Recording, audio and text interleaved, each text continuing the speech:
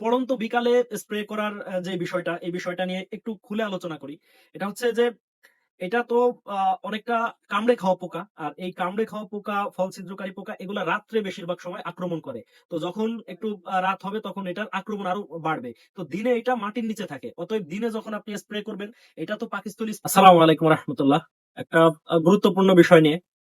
বিষয়টা হচ্ছে যে পেঁয়াজে যখন মধ্যবয়স্ক হয়ে আসে, মানে 55-60 দিন এমতো অবস্থায় সেনা পোকার আক্রমণ দেখা যায়, যেটা লেদা পোকা। তো অনেকের জমিতে এই ধরনের সমস্যা, অনেকেই এসে কমেন্ট করেন যে ভাই, লেদা পোকার বিরুদ্ধে কোন ওষুধটা সব থেকে ভালো কাজ করবে। তো এই ধরনের নানান প্রশ্ন সবসময় আসতে থাকে। তো তাদের উদ্দেশ্যে বলবো যে অ্যামামেকটিন বেনজোয়েট যে গ্রুপটা আছে, একেবারে অল্প টাকা দাম। এই অ্যামামেকটিন বেনজোয়েট ব্যবহার করলে লেদা পোকা অথবা এই যে সেনা পোকা আমরা জানি এগুলা চলে যায়। তবে যদি সাদা মাথা সেনা হয় তাহলে এটা চলে যাবে। বাকি যদি কালো মাথা হয় তাহলে এটা সহজে যেতে চায় না। তখন দেখা যায় কি যে ভিটটাকো ব্যবহার করতে পারেন, যেটা ক্লোরান্টানিলিপ্রোল, এই ধরনের গ্রুপ ব্যবহার করতে পারেন। তো যেটা নিয়ে কথা বলতেছিলাম যে একেবারে সস্তা একটা ওষুধ, এটার নাম হচ্ছে, মানে সস্তা বলতে একটু কম দাম, এটা ইয়নের বারুদ, ইয়ন কোম্পানির বারুদ। এর মধ্যে দেওয়া আছে হচ্ছে অ্যামামেকটিন বেনজোয়েট। তো অ্যামামেকটিন আর হচ্ছে অ্যাবামেকটিন, এটা কিন্তু আবার দুই ধরনের। অ্যাবামেকটিন শুধু ব আর ম, এই দুইটার মধ্যে হচ্ছে পার্থক্য। তো যেটা অ্যাবামেকটিন, এটা হচ্ছে 1.8 ইসি। এটা হচ্ছে লাল মাকড়ের বিরুদ্ধে খুব ভালো কাজ করে। মানে কোনো গাছে যদি দেখা যায় যে পাতা কুকড়ে গেছে উপরের দিকে, তাহলে এটা লাল মাকড়ের জন্য হয়। আর এটা সবজির ক্ষেত্রে খুব বেশি পরিমাণ হয়, যেমন মরিচ গাছ, মরিচের পাতার উপরে এই আক্রমণটা বেশি আসে। পরবর্তীতে এটা আস্তে আস্তে করে মোজাইক ভাইরাসের দিকে চলে যায়। তো এটা অনেকটা খারাপ একটা রোগ। তো যেটা নিয়ে বলতেছিলাম যে অ্যামামেকটিন বেনজোয়েট, এটা অল্প টাকার গ্রুপ এবং খুব ভালো কাজ করে। এটাতে সেনা ছটকা মরে যায়। আর যদি অ্যাবামেকটিনের দিকে যান তাহলে 1.8 ইসি, এটা হচ্ছে ওই মাকড় নাশক বা মাকড়ের বিরুদ্ধে খুব ভালো কাজ করে। তো পেঁয়াজের ক্ষেত্রে যখন আপনি এই ধরনের আক্রমণ দেখবেন, খুব অল্প হয়েছে যে এক দুইটা দেখা গেছে, আপনি সঙ্গে সঙ্গে স্প্রে করবেন এটা।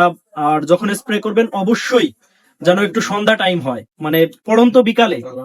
এই অ্যামামেকটিন গ্রুপ যখন স্প্রে করবেন, ধরেন যে অনেকেই বলে যে ভাই একটা ওষুধের নাম বলে দেন, আমি খুঁজে নিব।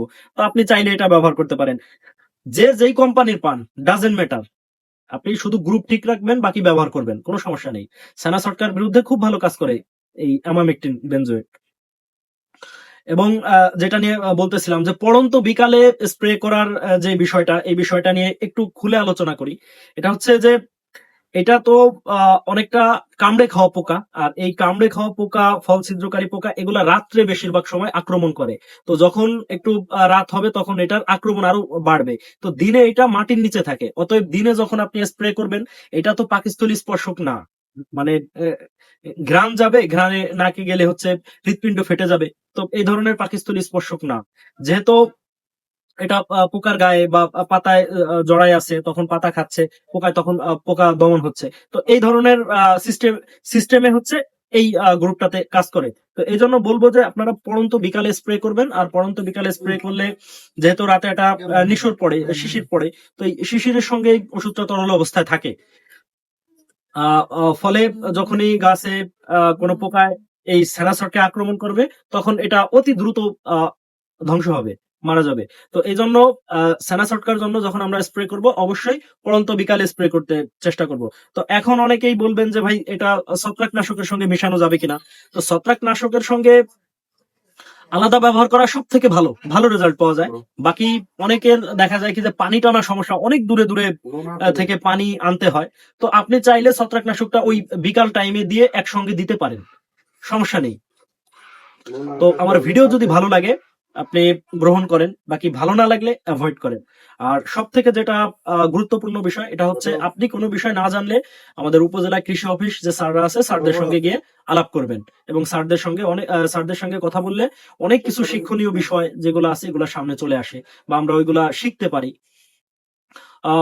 পরিশেষে আজকের ভিডিও এই পর্যন্তই। সকলে ভালো থাকবেন, সুস্থ থাকবেন। আল্লাহ হাফেজ।